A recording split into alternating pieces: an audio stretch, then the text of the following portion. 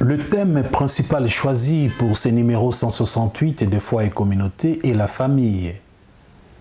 Une réalité si commune et si familière à tous les humains. Ceci est d'autant plus vrai que je ne connais pas des sociétés humaines ou des individus qui se passeraient de la famille. Qu'elle soit ordinaire ou originale, qu'elle soit petite ou grande, glorieuse ou misérable.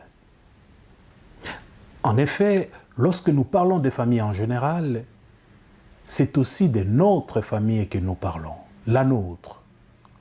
La famille où nous avons grandi, mais aussi celle que nous aurions aimé avoir et celle que nous regrettons d'avoir subie.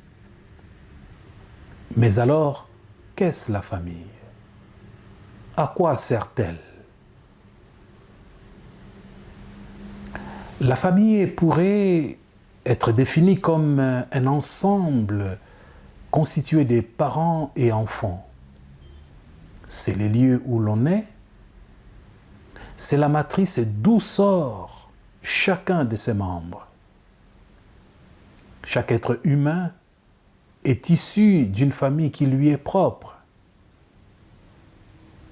Par ailleurs, l'évangéliste Luc, dans son livre des Actes des Apôtres, au chapitre 17, verset 26, nous rappelle que tous les humains forment ensemble une seule famille, ont une seule origine, puisque Dieu a fait habiter tous les genres humains sur toute la surface de la terre et pour une seule fin dernière. On pourrait aussi définir la famille comme un groupe solidaire d'appartenance composé de ceux et celles qui vont devoir m'aider sans réfléchir ni calculer. C'est souvent le cas dans les sociétés sans sécurité sociale ou économique, comme les sociétés sans État et sans droit. De ces deux définitions découle ainsi la fonction traditionnelle de la famille, à savoir donner naissance, protéger, éduquer et transmettre. C'est donc une fonction de socialisation. Cependant, tout donne à voir que cette fonction se trouve très sérieusement menacée aujourd'hui.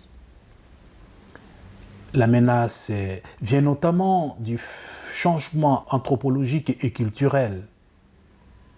L'individualisme, l'État qui se substitue dans certains cas à la famille et à la communauté dans leur fonction d'éduquer, de protéger, etc. L'Église, grande famille des enfants des dieux, répondrait à ces deux définitions.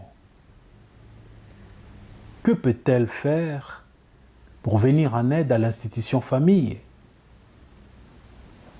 Quels sont les nouveaux moyens d'accompagnement de famille adaptés à notre réalité de vie aujourd'hui?